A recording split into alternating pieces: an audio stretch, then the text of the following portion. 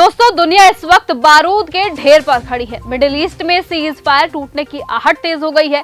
Iran खुलकर America को चुनौती दे रहा है। ट्रंप के बयान आग में घी डाल रहे हैं और पाकिस्तान आर्थिक और ऊर्जा संकट से कर रहा है।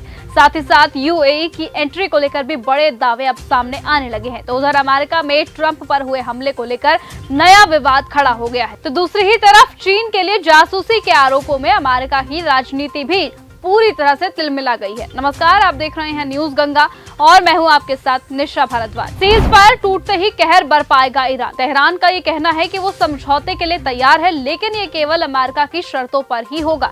ईरान ने फिर से जंग छिड़ने के स्थिति के लिए खुद को तैयार कर लिया है और उसका मानना है कि अमेरिका भरोसेमंद नहीं है और वो कभी भी लड़ाई दोबारा से शुरू कर सकता है। ट्रंप पर फायरिंग की घटना को अमेरिका के लोगों ने बताया फर्जी। अमेरिका में हुए एक सर्वे में कई लोगों ने राष्ट्रपति डोनाल्ड ट्रंप पर हुए हमलों को फर्जी बताया है। सर्वे के मुताबिक करीबन 1/3 अमेरिकी ये मानते हैं कि ट्रंप पर हुए 3 हमलों में से कम एक हमला प्लान किया गया था। यूएस ने ईरान से जुड़ी 12 कंपनियों पर लगाया बैन। अमेरिका ने ईरान से जुड़े 12 लोगों और कंपनियों पर प्रतिबंध लगा दिए हैं। आरोप है कि ये कंपनियां ईरानी तेल को चीन तक पहुंचाने में मदद कर रही थी। अमेरिका का ये कहना है कि ईरान तेल बिक्री से मिलने वाले पैसों का इस्तेमाल हथियार और परमाणु कार्यक्रमों में कर रहा था। अमेरिका में लगभग 2 लाख आपराधिक गिरफ्तारियां की। अमेरिकी राष्ट्रपति डोनाल्ड ट्रंप का बड़ा बयान सामने आया है। उन्होंने कहा कि जब से मैंने पदभार संभाला है, हमारे प्रशासन ने देश भर में लगभग 2 लाख आपराधिक गिरफ्तारियां की है, जो एक रिकॉर्ड है, और हम उन्हें सड़कों से हटाकर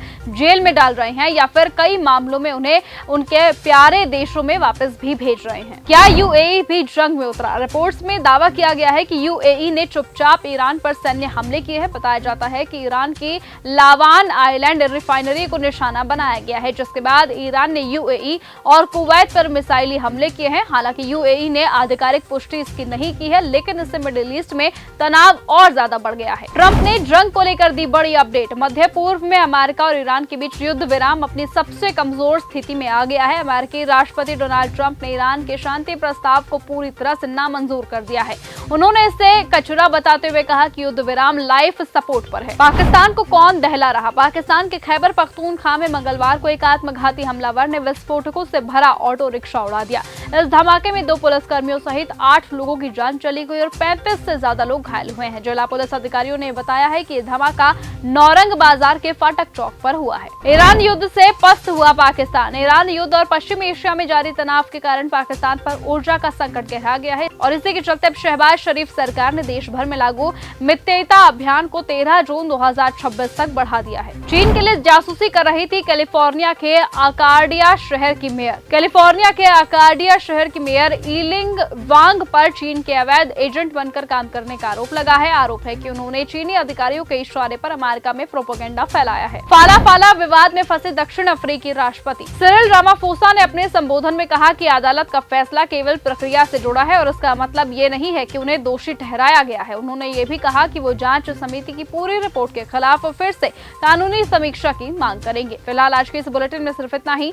देश और दुनिया की तमाम बाकी खबरों के साथ ऐसे ही जुड़े रहने के लिए आप बने रहिए और देखते रहिए न्यूज गंगा। नमस्कार। अगर आपको ये हमारा वीडियो पसंद आया हो तो इसे लाइक और शेयर करना बिल्कुल न भूलें। साथ ही हमारे चैनल न्यूज गंगा को सब्सक्राइब और फॉलो जरूर करें ताकि देश और दुनिया की हर बड़ी खबर आप तक सबसे पहले पहुंचे।